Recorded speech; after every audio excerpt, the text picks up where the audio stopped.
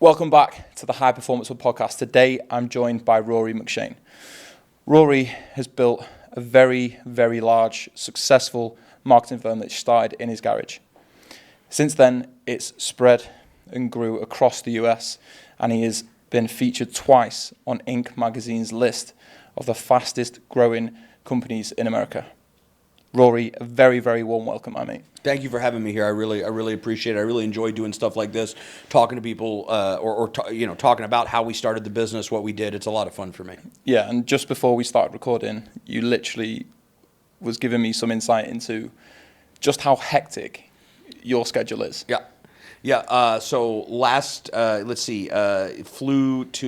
in Pennsylvania last weekend, then DC this week, then flew to Phoenix yesterday morning, and then drove back from Phoenix last night, got home around 10 o'clock at night, and then my day started with a 6 a.m. conference call with some folks in Iowa this morning. So it's go all the time. Yeah, so again, I'm sure, 100% we're going to dig deeper into everything like that. But mate, if you don't mind, just take us back to that moment in your garage. How did that? So it was a pure, there's an old joke that consulting is a fancy word for being unemployed, right? And that's really what it was. I was living in Texas.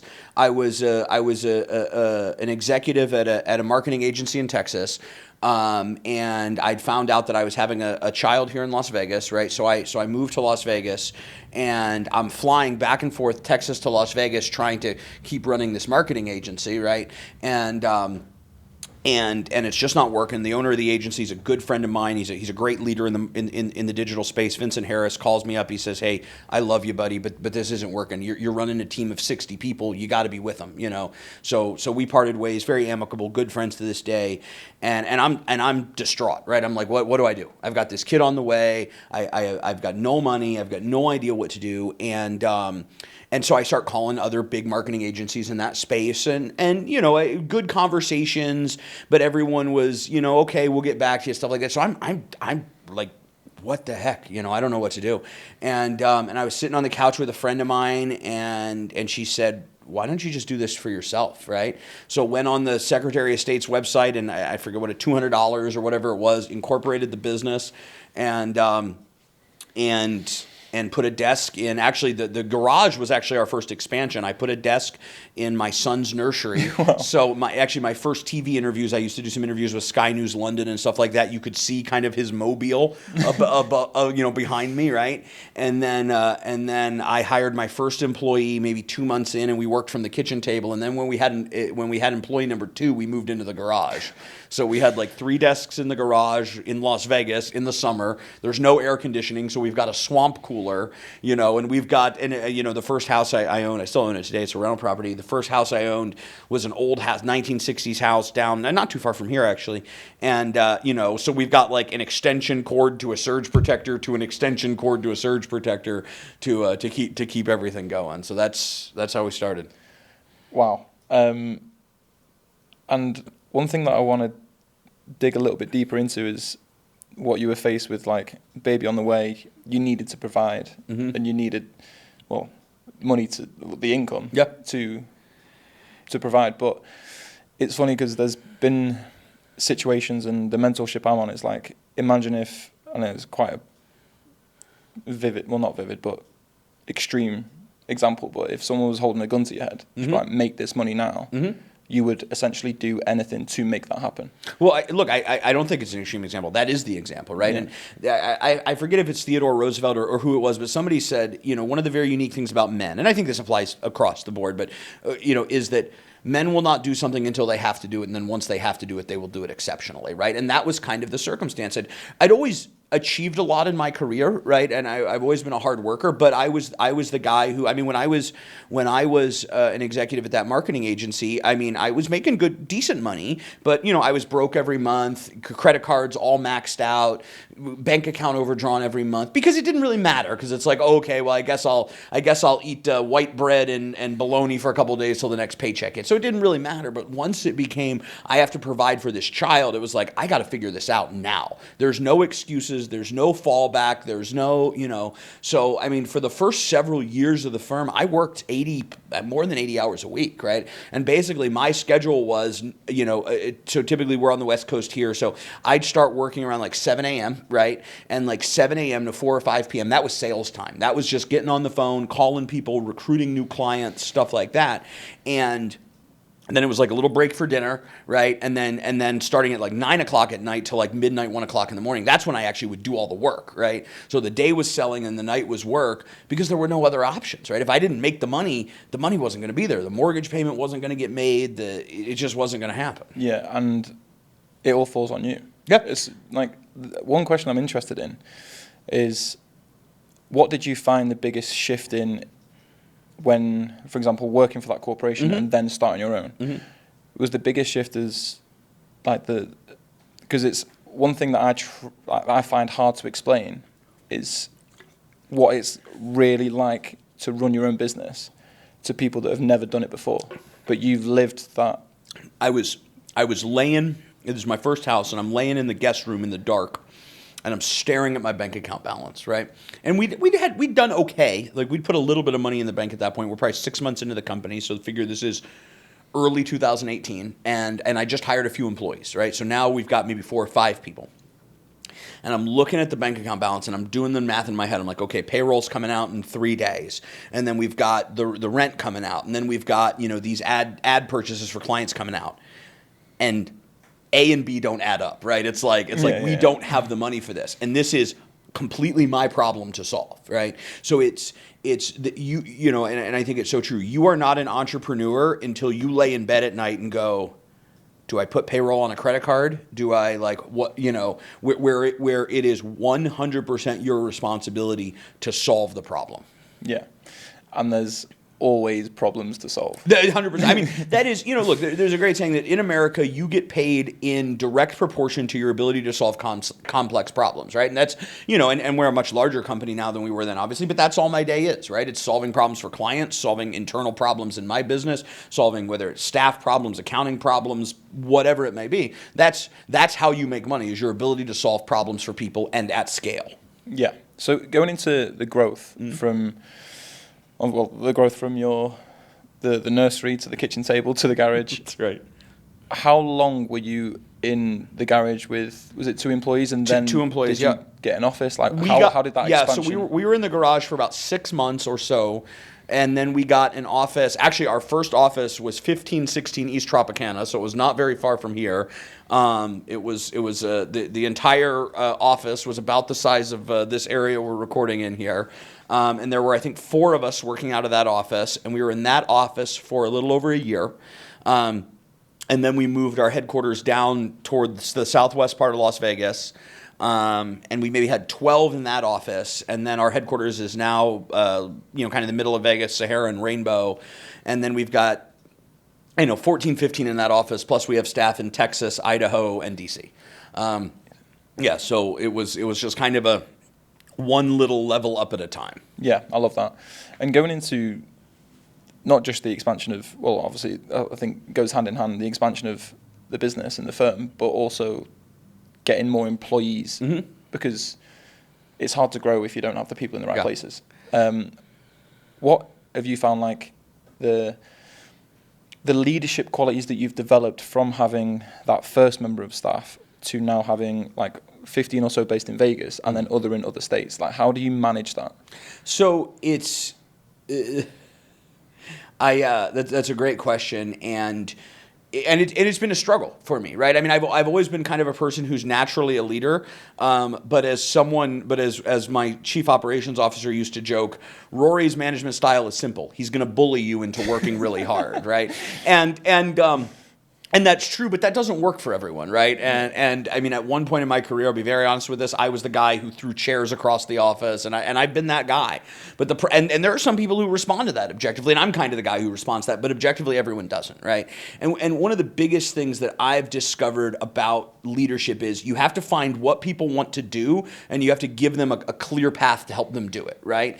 And so I'll give you an example, right? I was literally just on the phone with my employee in Dallas as I was pulling in to the parking lot here, and I said, hey, and he has several kids, and unfortunately one of whom is sick right now, so he's spending some time at home, but he was just on the road for us in D.C. When I had to go to Phoenix, we flew him up to D.C. to take some meetings for me, and I said, hey, would you want to be on the road more? I could pay you more if you were on the road more. Now, I don't know if you want to do that, because I know you got a lot of kids, you like to be home with your family, but in your equation of what matters to you and your wife, is it worth you making more money to spend more time on the road?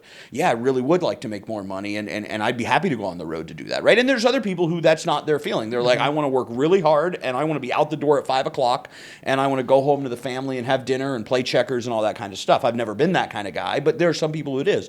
So figuring out what's important to them, setting them a clear pathway to be able to do it, but then holding them accountable, right? Like, so the guys who do business development for me, like, I have really, I had a conversation with one of my guys who does business. We have a business development coach for our sales staff, and one of our guys, his conversion rates were really, really bad. And I said, hey, what's going on here? And he said, well, I make more calls than anybody. And I said, I know you do. I can see that, but no one's converting. And I looked, I was like, why haven't you taken the trainings from the business development coach? I pay for those, right? And he gave me some excuses. I said, look, we have two options here. Option A, you really get into developing yourself in this business, and you take these courses and you apply yourself to it. Option B, I fire you, right? And we'll, and if you take these courses, I'll give you a bonus for it. And if you don't, I'll fire you, right? So it's like you're either going to grow or you're going to go. And if you're going to grow, I'm your biggest champion. I'm your biggest advocate. I'm going to set up bonus structures. I'm going to set up all kinds of stuff I can do to continue to encourage you to grow. But if you don't want to grow, you're not just going to hang around and take up a desk. Yeah, I love that. And one thing in I suppose it's not just in the coaching industry, but like you can't lead a horse to water and make him drink. And I like what you said about like everyone's different, and if I coached everyone the way I like to be coached, which is similar to you, it should be like, give me a kick up the arse. Yeah. But also I like reassurance to be like, you're doing a good job. That's all I need to hear. It's like, kick me and tell me I'm doing a good job.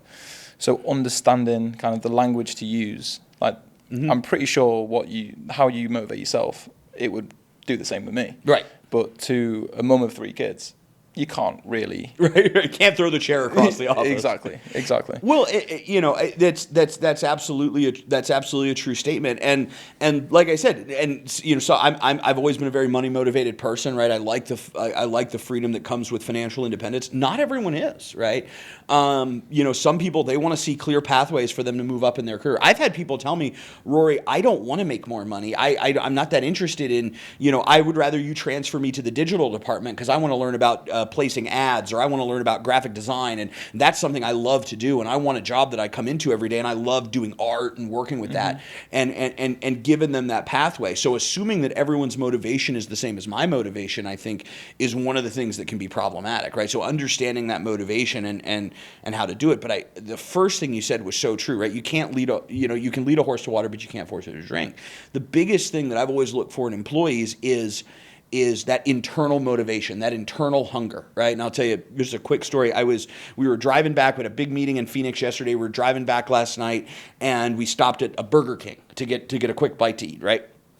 And this kid who was the waiter at the Burger King, I mean, I've eaten in some of the nicest, most expensive restaurants in the United States. This kid who was the cashier at the Burger King was more motivated than some of the waiters I've had in the nicest restaurants in the country. I mean, this kid is like coming out and, do you need anything, gentlemen? And like at a Burger King, right? And before I left, I gave him my phone number. I said, you ever want a job, you give me a call. I'll put you somewhere in my organization, because that's a kid.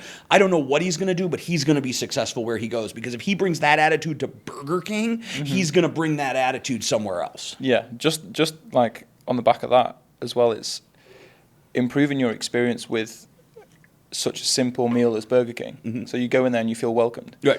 Mate, it's exactly the same when I go to like EOS or EOS Fitness, like the gym here. And every time I walk in, like, good morning, have a good workout. And I'm like, so nice. Yeah. I was like, it costs absolutely nothing, but it just gives you that little bit of positivity, and it's such a nice feeling. And like you say, mate, anyone with the right attitude, and that not everyone's going to be in Burger King and have the same kind of like welcome engineer and thing. Like, very special people are going to be like that.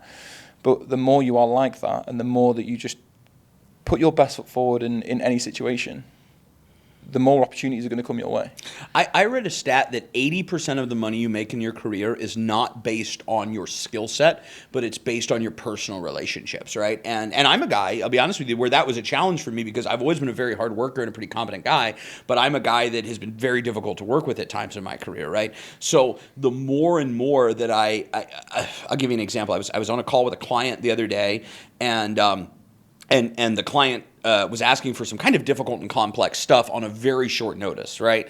And I looped my staff into the email. I said, hey, can we get this done in the next 45 minutes? The client really wants to see their ROI. They want to see all this kind of stuff. And we got on the conference call and we presented it to them, and the response was like, man, thank you so much. You are like the most accessible guy. I was literally taking that conference call from a lobby of another meeting, and they said, this is great, this is wonderful, we're going to wire the next 80,000, right? I mean, it's like, if you put yourself in the position where you're always there, you're always available, you're always working, you're always going, the opportunities are going to come, right? They're not going to come every day, but if you put yourself in the position to receive the opportunity, it's going to be there. Yeah, 100%. And that links into my next point, because, I mean, I know, but even with the first part of this podcast, it's clear that you work a lot.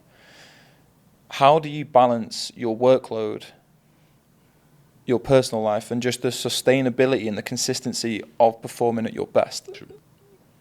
It is a really difficult thing to do, and I've gone way overboard in every direction, right? Our biggest year of corporate growth ever was 2023, right? We had a very profitable 2022. We opened offices across the country in 2023. We bought up some smaller companies. It was a huge year. And my life became exclusively about my business, and I neglected many other areas of my life. My health. I got up to 360 pounds because I was at a desk 18 hours a day, eating just junk, crap food. And my spiritual health, my emotional, just all of it was neglected. And what I ended up realizing was I didn't make that much more money, right? I worked my butt off, neglected everything else, didn't make that much more money. I think that having some level of balance is crucial. And for me, like I try to start each day at the gym, right? If I'm not, I'm an EOS guy too. If I'm not, and I box a couple days a week, so if I'm not on the road, I try to start each day at the gym.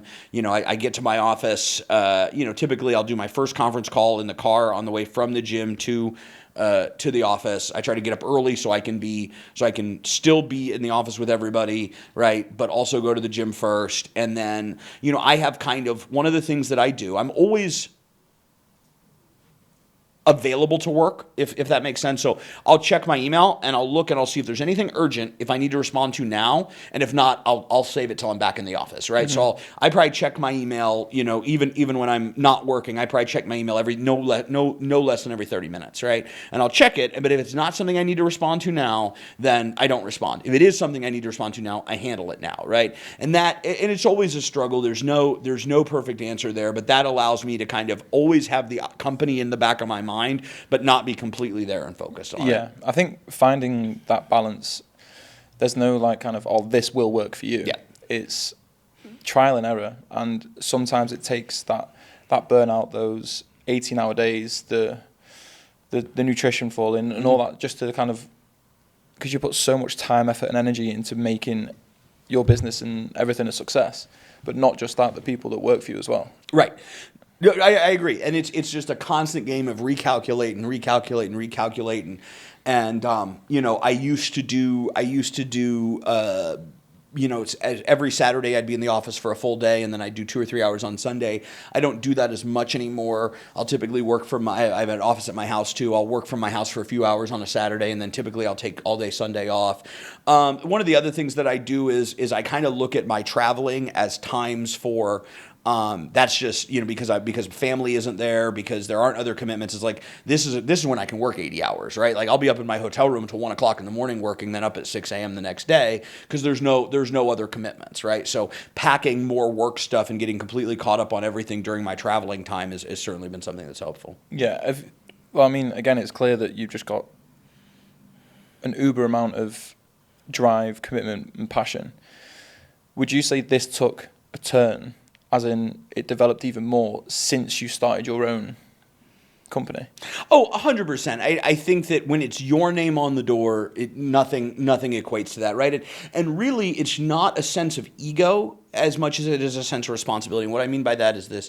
If you're working for a company and the company screws up, right, you don't want to see that happen, right? And you don't want to see your customers be disaffected, and you don't want to see people lose faith in a company. But when it's your company and there's a screw up, it's at least for me, I've always felt like it's me who's let them down. It's me who's screwed them up. It's me who's broken their trust, right? So there's a greater imperative to deliver for your customers when it's yours, because even if it's a minor customer that I've never met, I'll give you an example. We had a couple of years ago during 2023, when we started to aggressively expand, we lost track of a lot of our systems, right? And we had some management staff on that good people but weren't good fits for the role, and we started to lose track of a lot of stuff. And customers started complaining, like, "Well, I paid for this ad. What's happened?" And I don't know whether you'd call it mean management or not, but I forced every one of my staff in all of my offices to get on a conference call one night, and I held everyone on that conference call till 2 o'clock in the morning, and I went through every single invoice that had been paid in the last 3 months.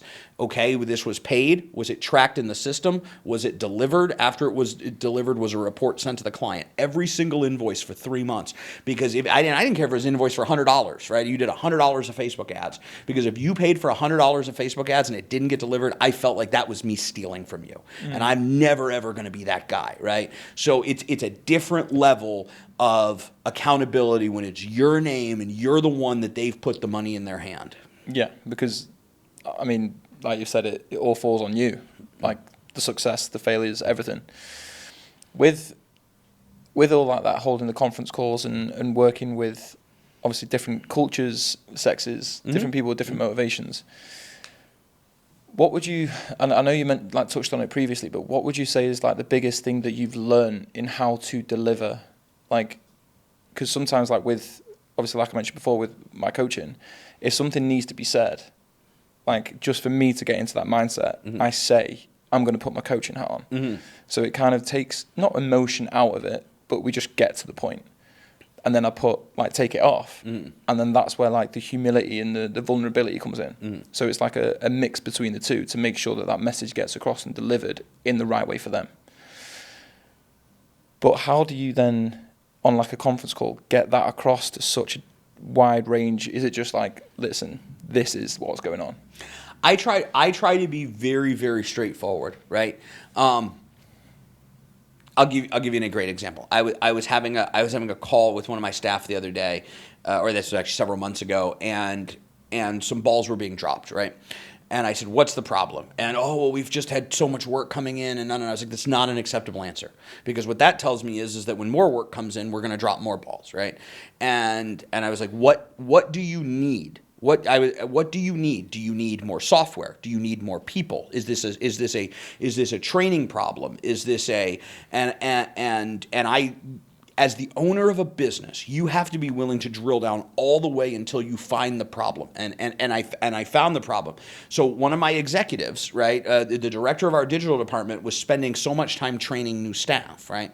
And I put a chart up on the board, and I was like, okay, I've looked at your calendar here, and you conducted the same training for 3 different people 3 different times. That took 9 man-hours of your week out, right? And that's time that you should have been spent checking other people's work and stuff like that.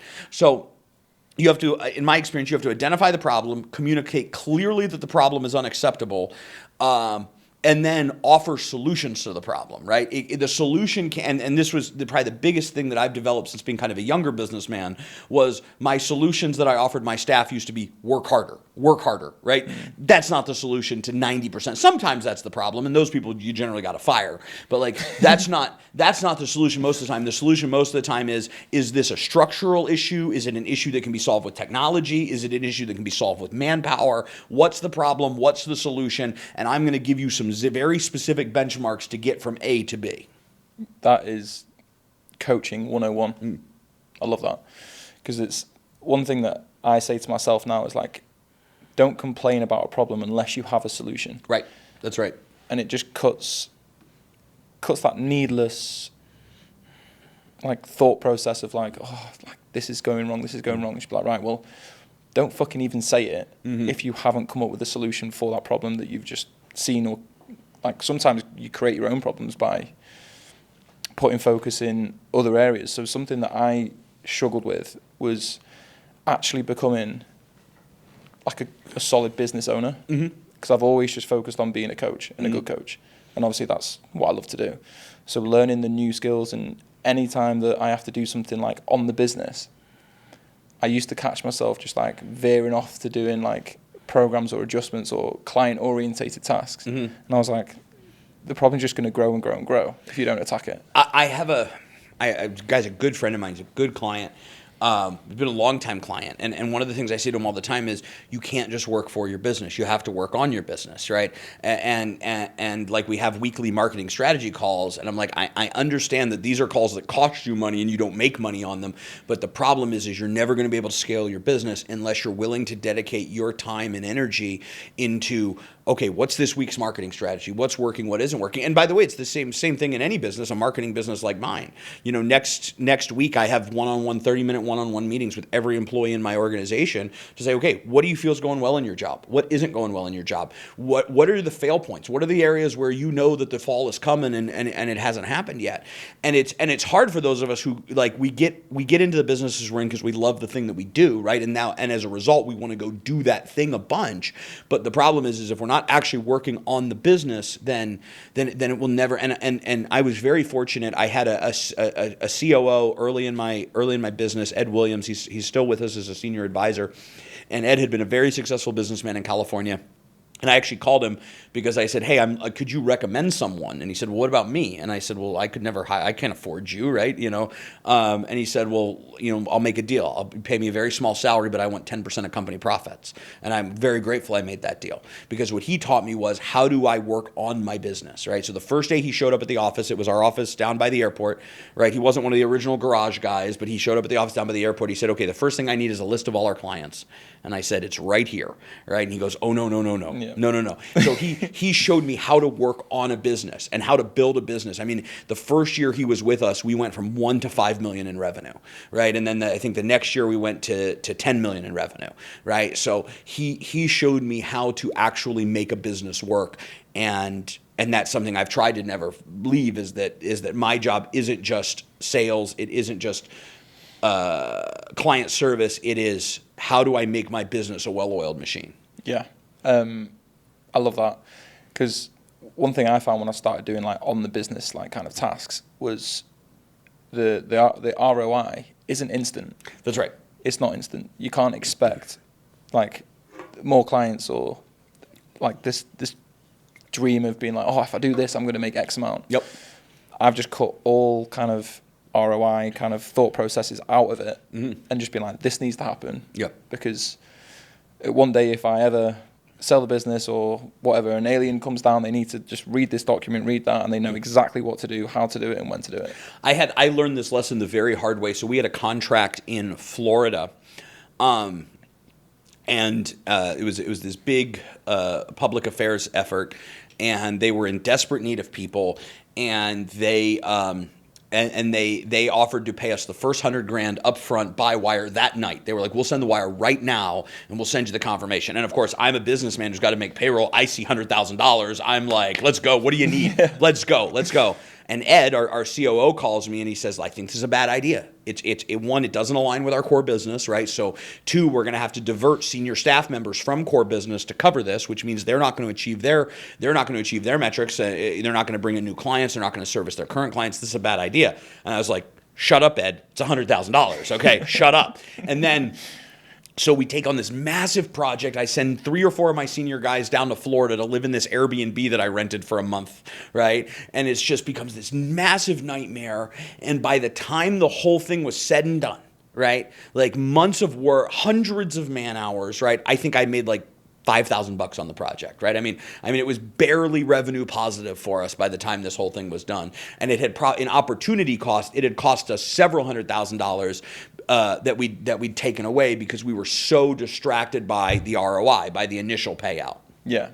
So how important do you think it is to always keep aligned with your business and your message, your mission, your values? Because it's very easy to get drawn into like a 100K deal. Mm-hmm. But like you say, it wasn't really truly aligned with... It's a tough question to answer because there's nothing wrong with there's a new opportunity coming down the table, right? And you're going to try out this new opportunity. And I've had situations like that where that new opportunity ends up becoming a huge vertical for our business, right? But, and so the short answer would be, if I have to take away staff, manpower, or resources from my core business to divert over here, that's when it becomes a bad move, right? If I have to take away resources from what is powering the engine every day and move them over here to a tertiary objective, that's when it's a problem, right? Mm-hmm. So if I'm willing to invest resources in, hey, let's grow this part of the business, that's fine. And I've done that. We've created new divisions that are profitable, good divisions for us. But if I have to take away resources from the core to do that, that's when it becomes a problem. And that's when you really don't have a business. What you have is a group of 3 people running around trying to execute everything they can for a paycheck. And I've been there. I get it. I certainly don't begrudge anybody that. Yeah, I'm in I suppose a similar but different situation, if that makes sense, is with me coaching people. Mm-hmm. And like we said, you can lead a horse to water, but you can't make them drink. It is very similar in the sense that some people will take up more of your time, and that is absolutely fine, but they're not implementing or mm-hmm. actioning anything. Mm-hmm. So then that time that you put into someone that still hasn't done their first workout in 6 weeks or hasn't tracked anything or mm-hmm. given me any data to then help them progress, it's taking that time that I can be putting into people that need it more. And I'm not saying that they don't need the time, mm-hmm. but when those situations occur, it's just like, so now it's not like, oh, I won't coach you because I don't think you're going to get a result. Not the case at all. But I have not essentially fired clients, mm-hmm. but been in the position where it's like, this isn't working. Yeah. Like, I can't afford to put 2 hours a day into you when you're not actually implementing anything. So I've gone through that a couple times, and I think it was the 3rd time I caught myself. I was like, you've done this before. Like, why are you doing this again? So now it's not like I vet each client, but there is a system in place which is like, right, there's forms, there's calls, mm-hmm. just to make sure that we are a good fit. Mm-hmm. And if you give me your 100% commitment, you know you've got mine, and we're going to go and do it together. Yeah, no, I think that's incredibly important. And what I tell my clients is really simple. Like, if I give you 10 suggestions and you take 9 of them, then we're a good fit, right? I don't expect to be able to run your life. But if I give you 10 suggestions and you argue with 9 of them, then let's just go our separate ways. There's no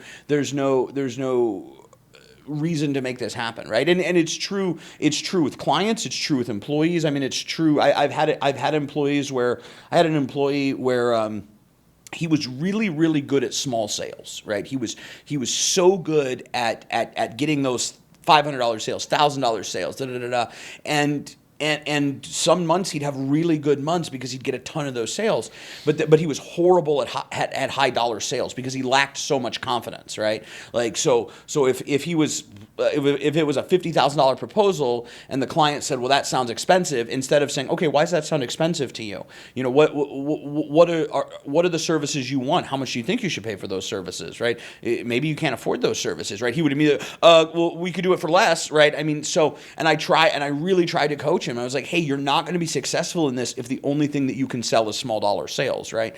And he was just kind of unreceptive to it. He was a guy who he was comfortable with quick, on-the-spot sales, which are always going to be small sales, right? Nobody spends $100,000 in a snap decision, or not anyone smart, and some people you just can't lead them past that, you know, and it's unfortunate. But what ultimately happens over a period of time is if you don't cut those clients loose, it creates resentment, right? Because then they're like, well, I've been paying you for a year and I haven't. You know, I was on a call with a client a couple of weeks ago and you know, started shouting at each other, right? And it was one of those things where it's like, this probably just wasn't a good fit. Like we have a plan. The client doesn't like the plan, which is okay. It's the client. That's their business, right? But now the client's upset because I've paid you guys all this money over this period of time, right? And it's like, well, you haven't followed the plan, right? And I always use the analogy of like, you know, it's like buying a gym membership, but you don't go to the gym, right? You can't be resentful at the gym membership. But if the customer base doesn't take on their responsibility to achieve the product in any sort of professional services business, it's like, you know, I have an accountant who's on retainer, right? If I don't send my accountant my bank statements, my tax statements, my credit card statements, and I get mad at her at the end of the year because my tax bill's so high, and she's like, well, Rory, it's your responsibility every month to send me your credit card statements, your account statements. I have to reconcile them. You know, I have to take on my responsibility to be a good client in that relationship. Yeah, 100%. I really like what you said about the confidence with one of the, like, when you talk about like the sales and stuff, like how, like obviously sitting across from you now, you could sell me you could sell me a pen. Sure. You could. Mm-hmm. How did you get to that point, like with the confidence, and also not just for yourself, but instilling that in your employees? I've always probably had an unnatural and even inaccurate level of hubris, right? I mean, I've always probably been a little more cocky than I should be. I don't know. You ever see that movie? God, it's a great movie, Tombstone, right? With the cowboys. You know what I'm talking about? No. You got to watch Val Kilmer, and it's a really good movie. It's about the Old West, and at one point the guy who plays Wyatt Earp, the character, says, well, you're either born a willow or you're born an oak, right? And I've just, you know, to use that analogy, I've been the guy who was born an oak, right? And I've always had that level of confidence, and even if it was misplaced at the time, and sometimes it certainly has been, right? But I really think it comes down to, I know I'm going to deliver you a good product, right? I know I'm going to deliver what I say, so I'm not going to try and oversell you on the product. If you want the product, I know what the cost for it is, and if you want to pay that, that's great. And if you don't want to pay that, that's okay too, right? Mm-hmm. And I want to be very honest with you about what I can deliver for what price point, right? And the other thing is you can't, you know, and I'm sure you've heard people say this before, you know, you can't have a scarcity mindset. And what I mean by that is, and I've been guilty of that, right? If you're the guy who desperately needs the sale, you're never going to get the sale, right? If it's like, hey, let's see if we're a good fit for each other. Let's see if what you want is what we have. Let's see if what we have, you know, works for what you want to pay. And if not, no hard feelings. We'll part ways and we'll be great friends, you know, and that's okay too. But you know, desperation is the biggest killer of sales. But secondly is not having a good product, right? Like I can't, you know, I still to this day sometimes, and my staff hates it. They hate it. I will call my personal assistant, my vice president, and our operations director is in Texas, so we'll Zoom him in, and I'll call them all into my office, and I will go through like our last 20 paid invoices, and I will ask, has this been tracked? Has it been delivered? Has it been reported on? Right? Just to make sure I know that what every customer pays for, they're getting the report, so on and so forth. I love that, and I do feel like my staff calls it Rory email meetings, where I'll just go through. Here we go again.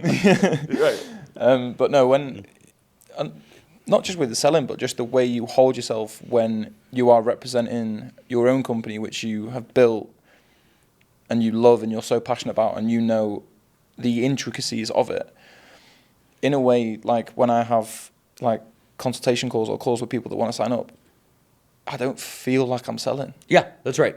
And for me, that's where you want to be. Mm-hmm. That's in the position you want to be, because any question, any objection, you just be like, I understand, but this client was in a similar position to you. This is what they achieved. And it's just having that confidence and honestly just it's like building a relationship with a complete randomer in 30 minutes and feel like you've known each other for years. Yeah.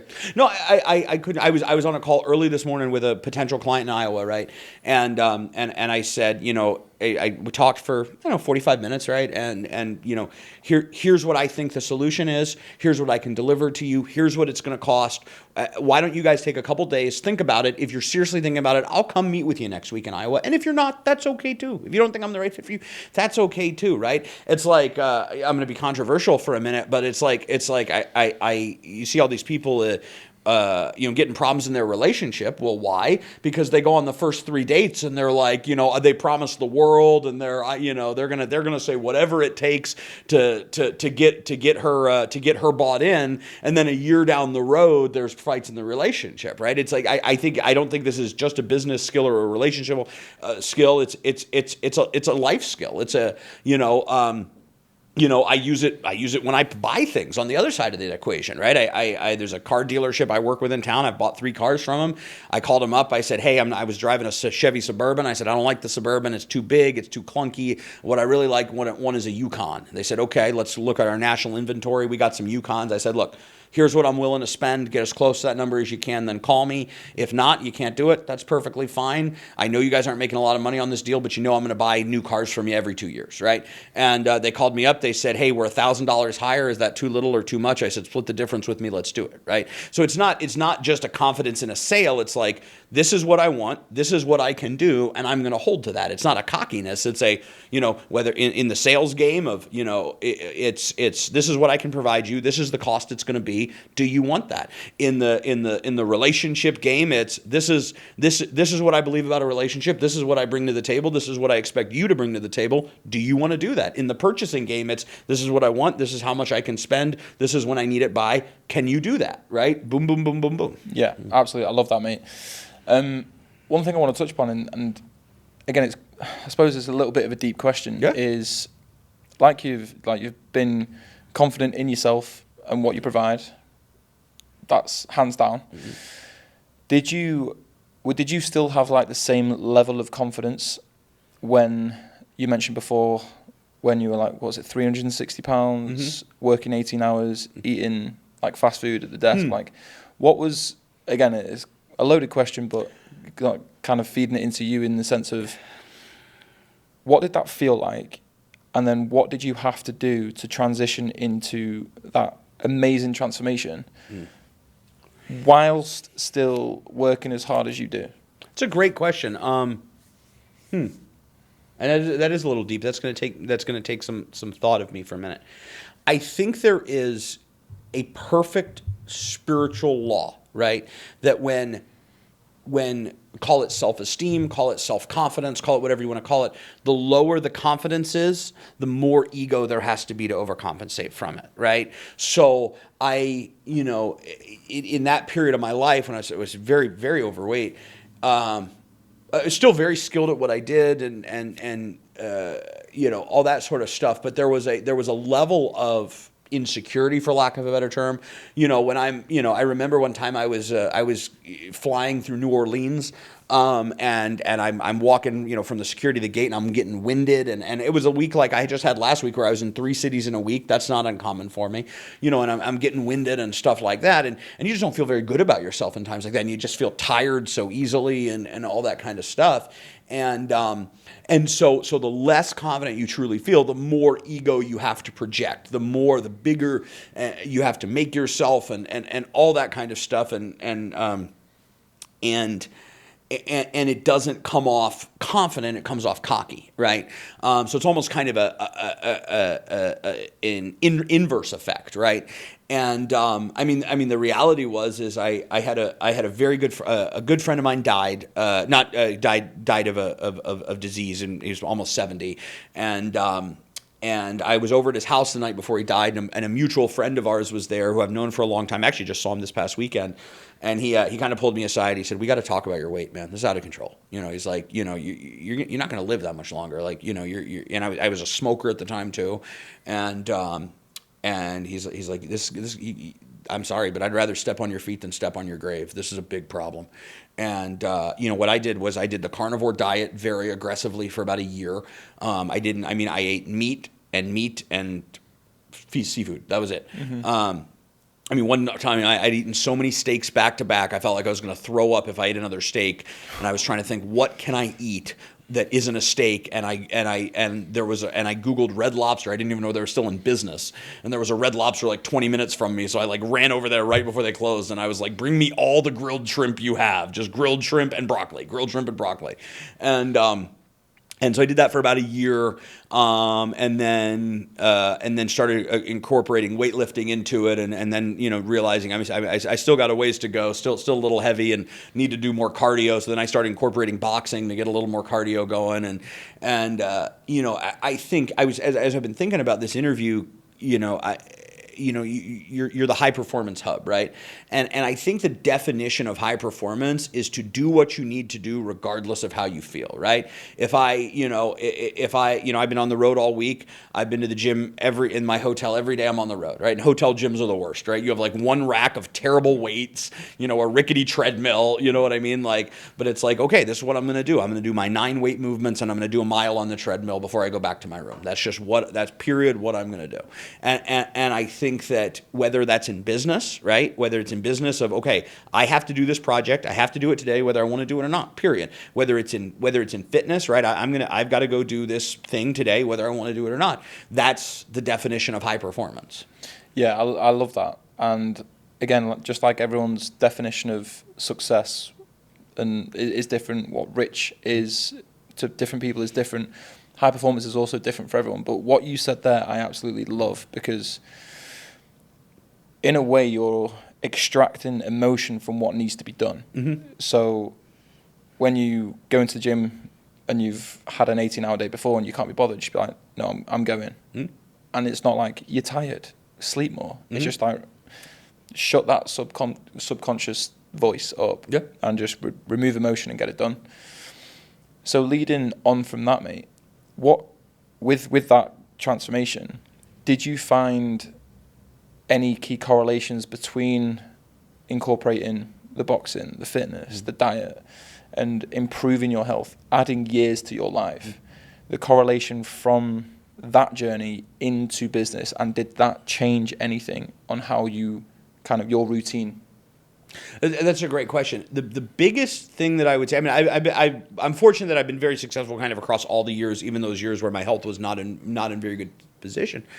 The biggest thing that it helped me do. I was just talking to a guy who works for me. He's one of our junior associates, and his goal is to go to law school, be a lawyer, right? So he's working for me while he's trying to get into law school, and he's a very good friend. And he shared with me. He said, I'm really having trouble studying for my law school exam. I'm blowing off my studying.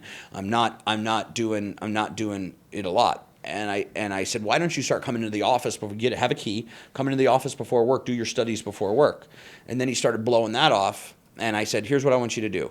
I want you to take a walk, even if it's like just a mile walk every day before you study. He said, what's that got to do with studying? I said, because it will teach you to do something you don't want to do uncompromisingly, right? So it will teach you that whether you want to walk or you don't want to walk, you need to walk, right? Same with your studies. You don't want to do these studies, right? I'm sure a lot of them are very boring, right? But whether you want to do the studies or you don't want to do the studies, you got to do the studies, right? So I think that's the biggest thing that a fitness regimen gives, is it gives something that is difficult to do, that has a payoff, that I don't think I'm alone in this. Every time I'm on the way to the gym, it's like, God, I got to go to the gym again today. And I love lifting weights. It's one of my favorite things to do. depending on the day, I love boxing, right? But every time in the 20 minutes before I get there, I'm like, well, maybe I should just go home. But it forces you to do things that you do not want to do in a consistent and disciplined manner. Yeah.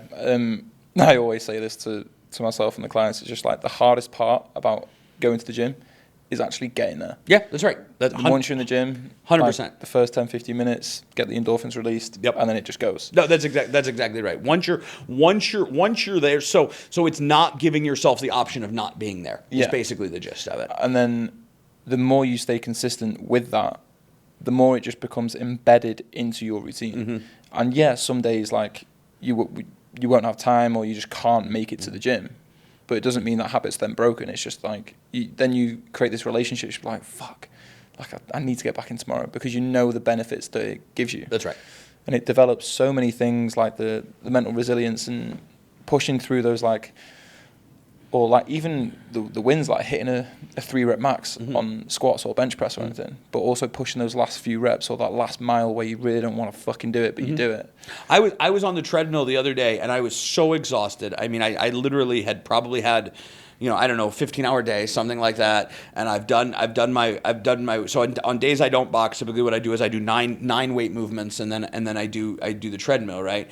And I'm so exhausted, and I didn't have a water bottle, right? So I can't drink any water while I'm on the treadmill, and I've got like, I don't know, a quarter of a mile left, and I'm kind of that deal, and I'm like, fuck it, I'm just gonna have a heart attack on the treadmill. I'm either gonna finish this or I'm gonna have a heart attack on the treadmill. Either one's fine. Let's go, right? And just that level of like, I don't fucking care. I'm going to get to the point that I said I was going to get to, or I guess I'm gonna die on this treadmill, and that's okay. Yeah, mate. A funny story. It's like, I don't know if it's like too much information, but did a half marathon with a client in San Diego last weekend.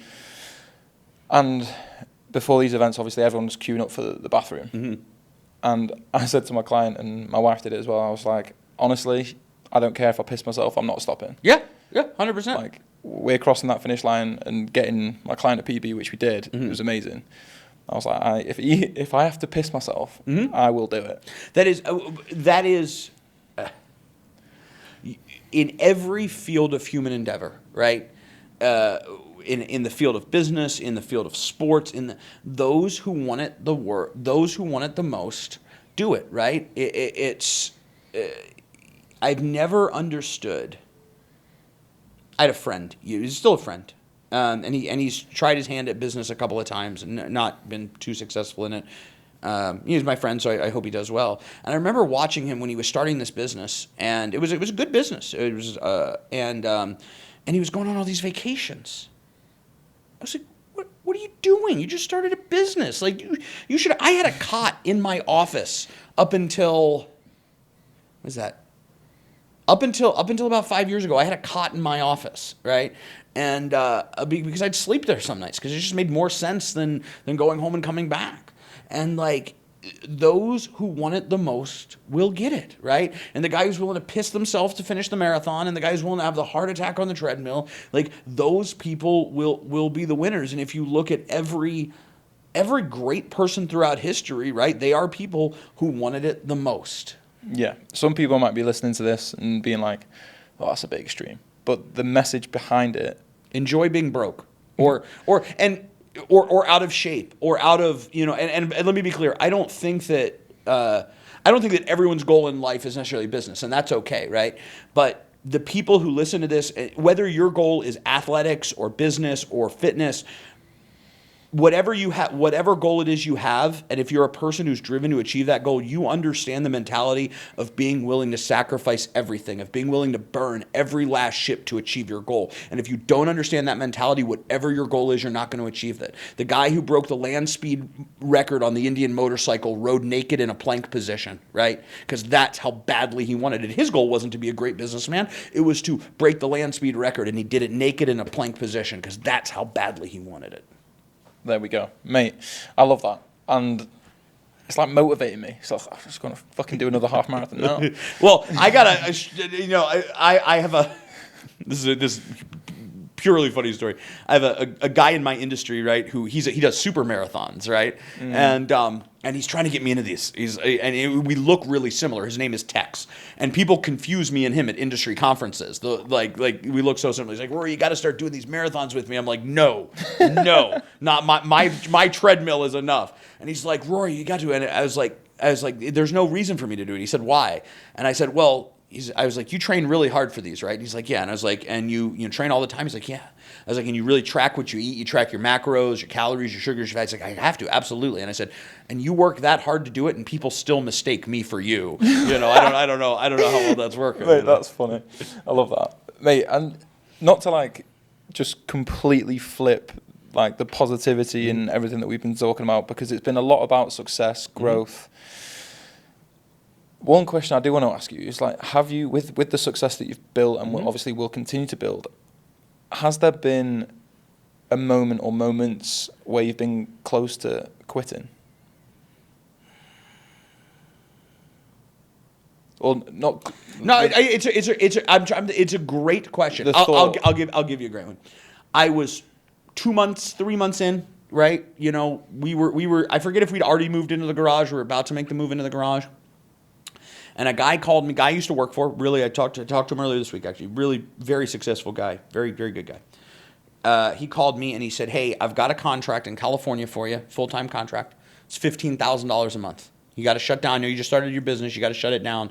But there's no way you're making $15,000 a month right now." And he was right. I wasn't even making half of that, right? And I've got a kid. I've got a house. I've got a mortgage payment at this time. First house I ever owned. And it was a great offer. It would have been tough because I would have flown to California every Monday and flown back every Friday night. That was kind of, but they were going to pay for an apartment, and it was very nice. And that was probably the closest I ever thought about it. And really probably stupidity or whatever. I said no, and then ended up building a multi-million-dollar business, right? But that's. There have been some other times where things have gotten hard and I've thought about it, but I don't know. I've just always had a bit of a streak. That's probably the closest I've ever gotten to it, because the math said I should do it, right? The math said 50. I forget what it was. I had $8,000 a month in billables. I mean, piddly shit, right? And these guys are going to pay me $15,000 a month, right? And the math says you have a kid, you need to go do this, right? And for whatever reason, I didn't.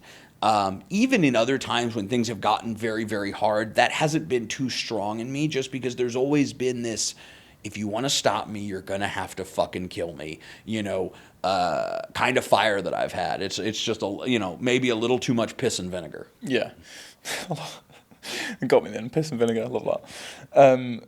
But yeah, just like personally, there's been, think about it now, like actually quitting, it's not been an actual kind of decision that I was about to make. It's just always been a thought process when I've had a wobble. And then I say it to my wife, I was like, just having a 9 to 5 would be so much easier. Yeah, till you got to call somebody and ask permission to take your kid to the doctor, and you got to ask permission to go on a vacation, and you got to, call up and use a sick day because you can't get off the toilet because you had some bad Chinese and you can't stop shitting, right? Like, I don't know. I mean, I've and I'm not in any way disparaging people with 9 to 5s or anything like that, and I don't know. You have to be willing to do this, and this. You have to be willing to make incredible amounts of sacrifice, but the payoffs are incredible. Yeah, yeah, and again, the payoffs, financial, but it's when a client turns around and be like, I wouldn't be here without you. You've brought so much happiness, success, you've changed my life, all these kind of things is the reason why I get up in the morning. Yeah. So it's just me, every time I have those little mental wobbles, I mean, I've got a mentor, I've got a therapist, I've got my wife, I've got people around me, and even the network I'm building with people, like I'm sure we'll stay in contact after this. And it's just falling back on and just being like, right, remove emotion from it. Just like, do you actually want to quit? Like, stop being a bitch. Like, Take a deep breath and just fucking get on with it. Stop being a bitch. I mean, that there is probably nothing I tell myself more than stop being a bitch, right? I mean, it happens. Literally, this morning, I got home at 10 p.m. last night. I was up at 6 a.m. for a conference call. Stop being a bitch. Get out of bed, right? I mean, and that's just the reality of it. But I tell you the payoff in it. One of my employees, he's been with me 6 years now, and something like that. But I've known him. Him and I started together early in our careers. So I've known him for 13, 14 years. I mean, quite a while. And he had a stroke about 2 years ago. And young guy, just married, had a stroke, and could not work for a period of time. Right? Couldn't come into the office. Was in the hospital for a while, and and let's say that I worked for somebody else. Right? And he's a great employee, he's a hard worker, he's fantastic. I was unwilling to let him go, right? Despite the fact that I'm paying him a full salary and he's not showing up for office. And that is my decision 100%. And I'm the one who has to deal with it either way, right? I've got to pay for an employee who isn't there. But you know what? On the back end, now I've got an employee who loves the business even 10 times more, works 10 times as hard, will work weekends, will do whatever is needed. But I'm the one who gets to make that decision. I don't have to go convince another person. It's my decision, good or bad or otherwise. And I love that. I love that knowing that. I love knowing that I am the rock the water crashes against, right? And sometimes that really fucking sucks. But when the storm is over, it's a good feeling. Mate, I agree with absolutely everything you said. Mate, to round this off, which has been amazing, I always finish with this question, okay? And it's, take your time if you need the time, but what is one piece of advice that you would give your younger self?